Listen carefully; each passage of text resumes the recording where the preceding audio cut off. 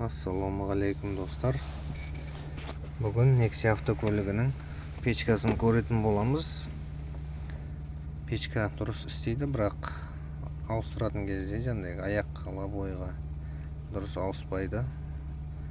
Оның себебі мынау вакуум сынған, астынан креплениясымен сынып кеткен. Соны істейтін боламыз. Сосын печканы и радиаторды шешіп, жақсылап жуып тазалап, жаңадан антифриз қоятын боламыз. Ол үшін бізге панель көтеру керек. Алдыменен мына жерді,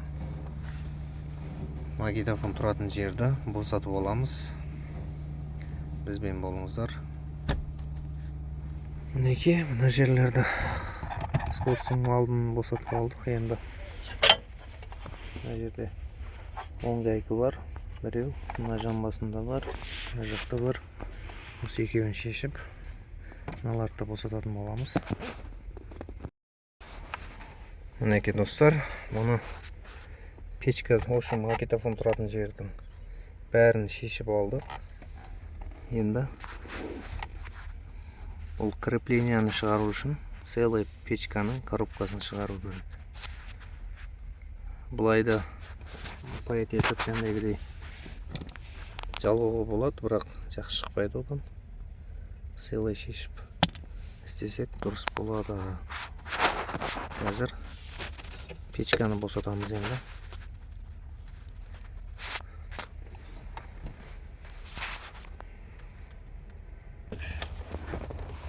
Достар, бұл гайкалардың шықпарын шештік. Енді мұнау печканың асты жағын босататын боламыз.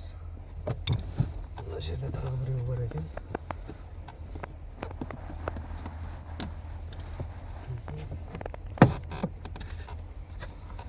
Осылай.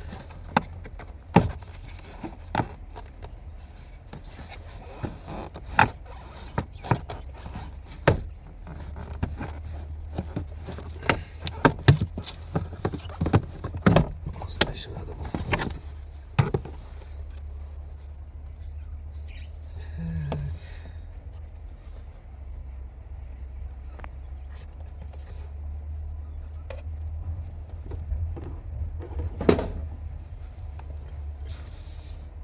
Печкамыз жақсы. Ешқандай су шығарып неғылмаған. Бұл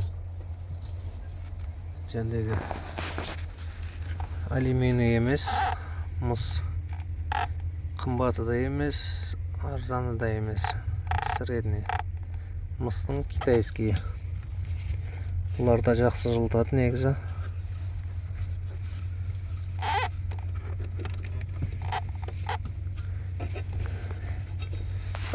Енді бізге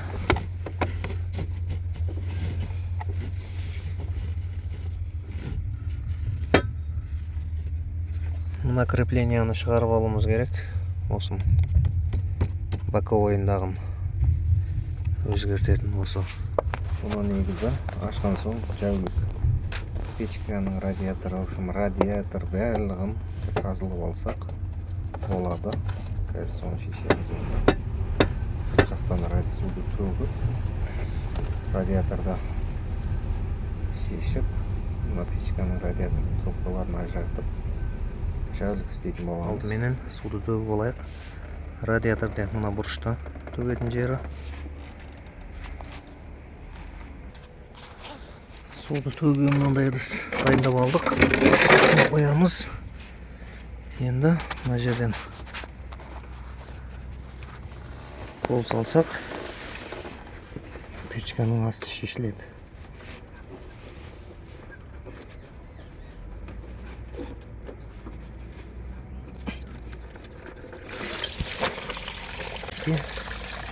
Осылай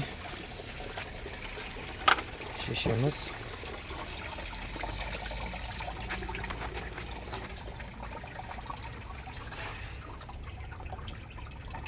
Onun işte olan sorgun.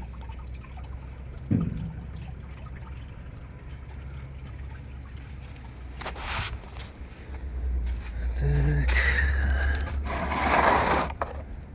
Бізде шыққан суымыздың түрі мынандай. Іші толы мусор. Сол себепті қазір біз радиаторда, яғни бачокты шешіп, жақсылап жуып аламыз. Мінекей достар, радиаторды шешіп алдық, мына бачокты да алдық. Енді мына жақтан печкінің несін, шлангысын ажыратамыз. Іш жақтан кейін печканы шешіп алатын боламыз. Мінекей енді печканы шешу үшін мына жерде бір гайкасы бар. Үстіңгі жағында біреу, мына жерде біреу. Осыны шешсек шығады печка. Мінекей печкамыз босады. Енді былай қарай тартып шығарып алсақ болады мұны. Мінекей.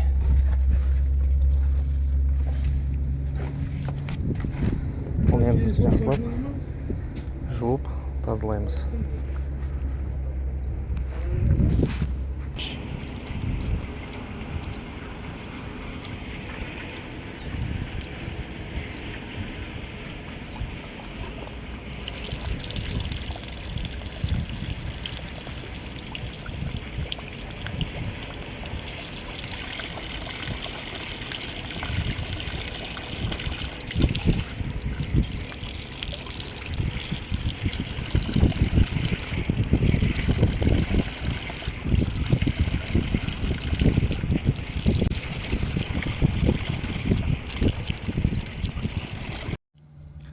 Мінекей достар, печкамызды шешіп алдық.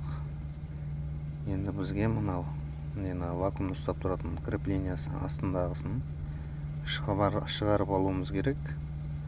Оны шығару үшін біз панель көтереміз.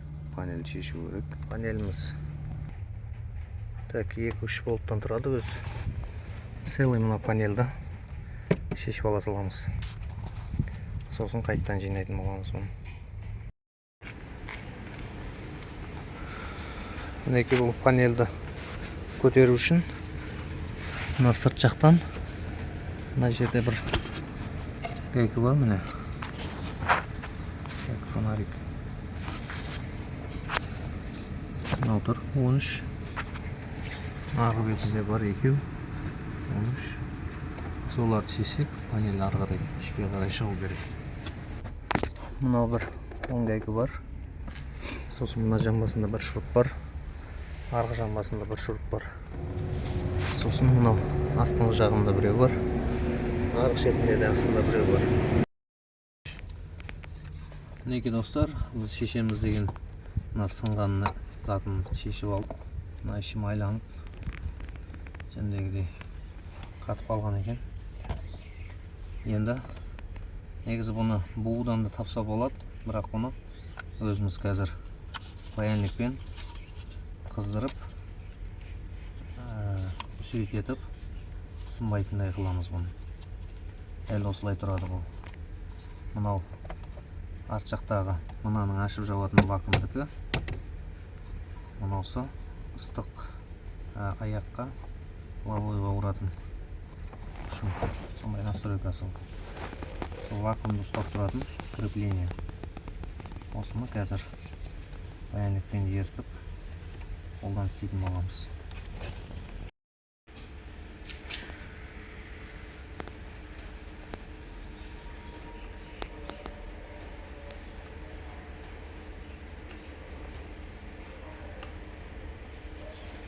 Мінекей бұны орнына жайғастырып алдық. Енді сынып кетпеу үшін бұған сым тоқимыз. Мынандай мыс сым болады. Сымы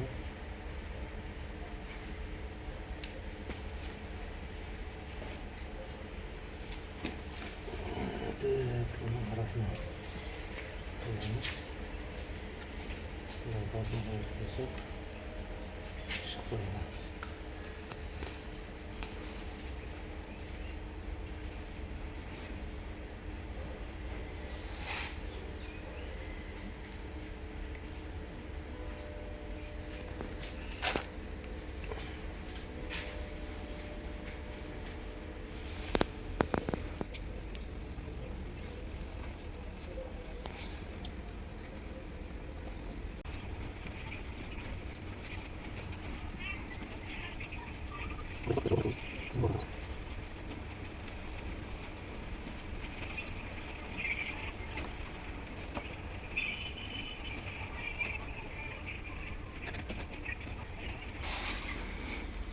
мінекей енді бұл сынбайды, басқа жерінен сынуы мүмкін, бірақ именно осы сым қойылған жерлерден сынбайды бұл.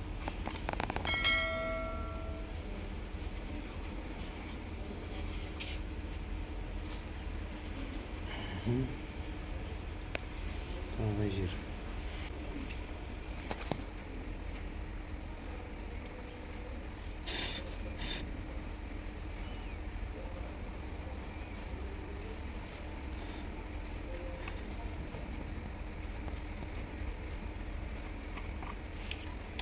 Мінекей бұл дайын.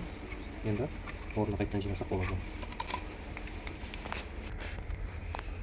Мінекей енді бұны жайғастыру. Бұл былай тұрады.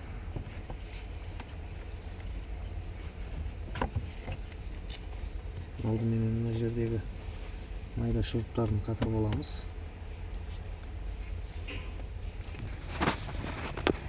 Мына жерде екі шуруп тұрады. Осыны қатырамыз. Сосын мына жердегі шурупын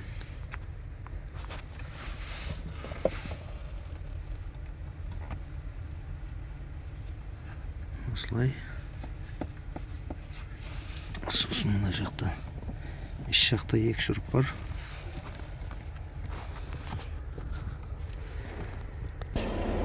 Енді мынау астындағы темірі ол былай осылайынан тұрады. Мына жерде өзінің кіретін тесігі бар. Осылайынан тұру керек.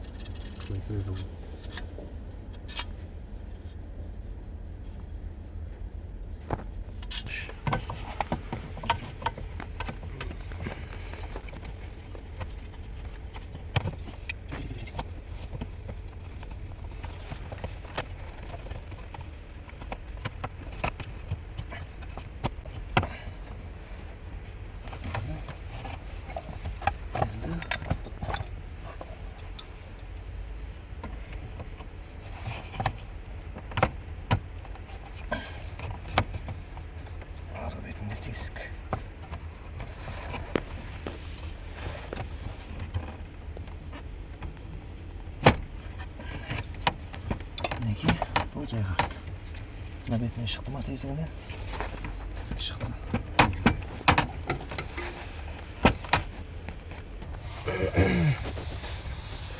Мінекей бұл орында. Мына креплениялар орнына қапты. Енді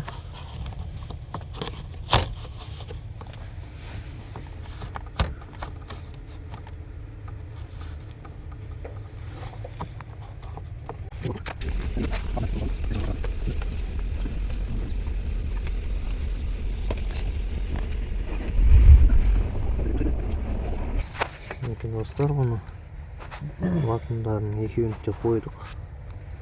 Мына біреуі, мына екіншісі креплениясын орнына жақсылап қатырдық. Енді панельді орнына қайтып қоямыз. Мінекей панельді орнына салдық. Енді щиток қоямыз. Мінекей достар, бұны қойдық, радиаторны, печканы. Ешқандай арасында ашық жерлері қалмады. Ашық жерлеріне мынандай неден қойдық, есіктің резинкасынан. Енді үстіне пластмасын жабамыз екіншісі слойына.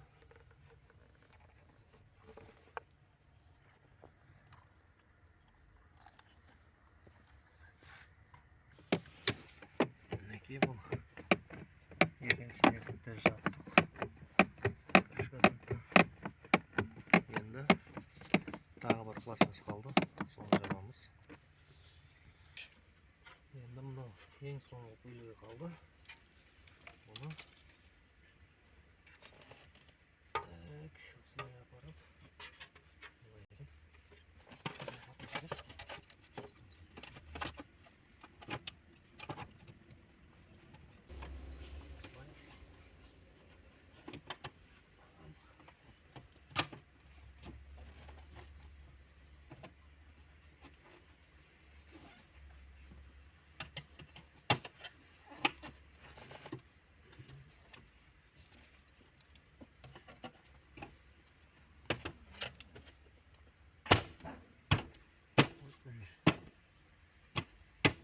koyamız. Oldu. Şimdi kelesi кезекте мынау тұрады. Бұл магнитофон жаққа, мынаусы прикурительге. Осылай. Реті башлангелер.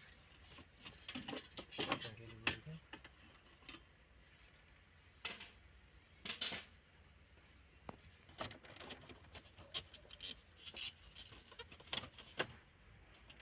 Осылай.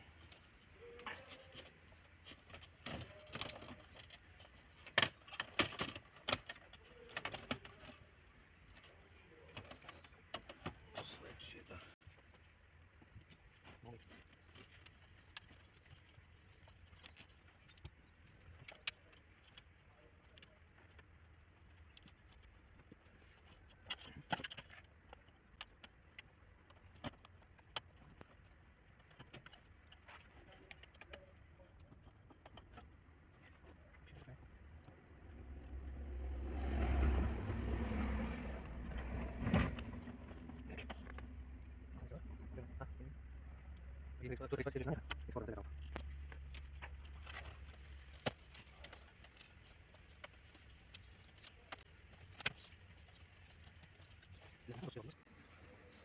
Мінеке достар, панелімізді түгел жинап болдық.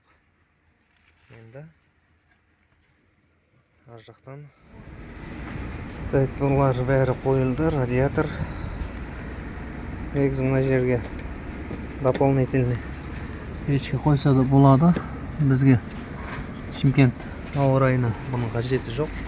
Өзінің печкесі жақсы болса да. Енді үстіндегі майда шүйдесін жинап, суыны құйып көретін боламыз. Мінеке достар, радиатор қойдық, бәрін жинап болдық. Енді суды құямыз. Антифриз құямыз. Сонымен оталдыратын боламыз. Суымыз да ауысты. Печка. Ақшым қысқа. Машинеміз құдай қаласа дайын. Антифриз 40 градустық. Это 5000 теңге тұрады екен, 10 литр.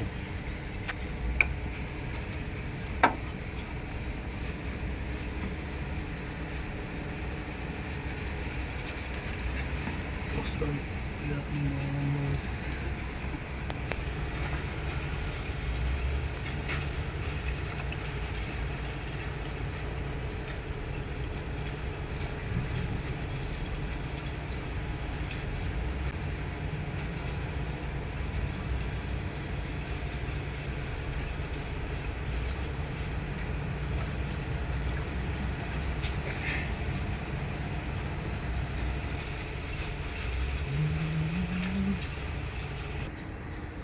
Мінеке достар, суды да құйып алдық антифризді.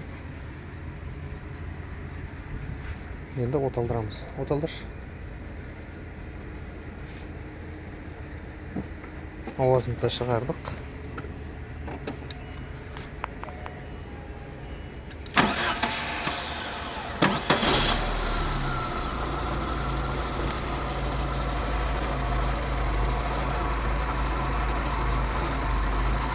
Осылай көліктеріңізді қысқа дайындап алсаңыздар болады. Каналға жазылыңыздар, лайк басып, қолдау білдіріңіздер. Сау саламат болыңыздар.